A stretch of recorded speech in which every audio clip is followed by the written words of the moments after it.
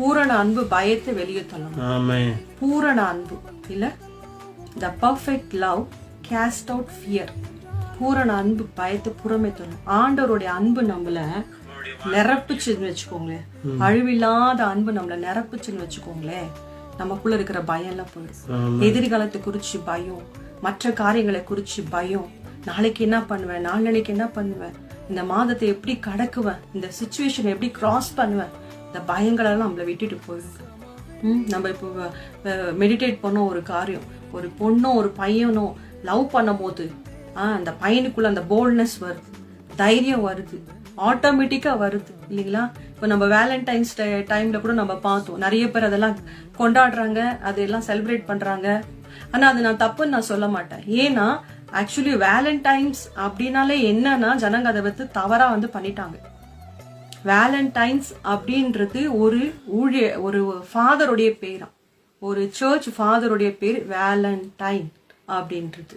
So அவர் என்ன பண்ணாராம், அந்த தேசத்துல வந்து ராஜா வந்து டிக்ளேர் பண்ணாராம், யுத்தம் ஸ்டார்ட் ஆயிடுச்சு, இந்த யுத்தத்துல திருமணமான ஆண்கள் எல்லாம் வந்து என்ன பண்றாங்க, சரியா யுத்தம் செய்ய மாட்டாங்க, போக்கஸ் பண்ண மாட்டாங்க ஆர்மில, அதனால யாருமே திருமணம் செய்யக்கூடாதுன்னு சொல்லி டிக்ளேர் பண்றாங்க.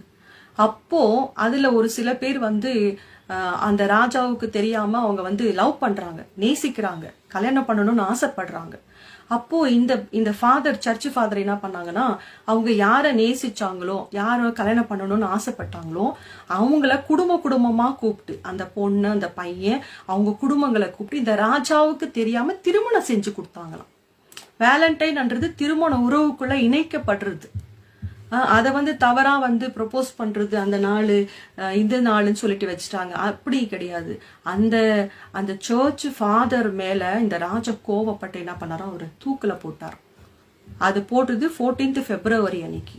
அதை தான் அவங்க டிக்ளேர் பண்ணி அதை வந்து அவர் நினைவுக்காக, ஐயோ இந்த மாதிரி இருந்தவங்களை திருமண வாழ்க்கைக்குள்ள ஐக்கியப்படுத்தினாரே, ஒரு பரிசுத்த வாழ்க்கைக்கு கொண்டு போனாரேன்னு சொல்லி அவருடைய பேரை வச்சு வேலண்டைன்ஸ் டேன்னு சொல்லி இன்னைக்கு வரைக்கும் உலகம் முழுவதும் கொண்டாடுறாங்க.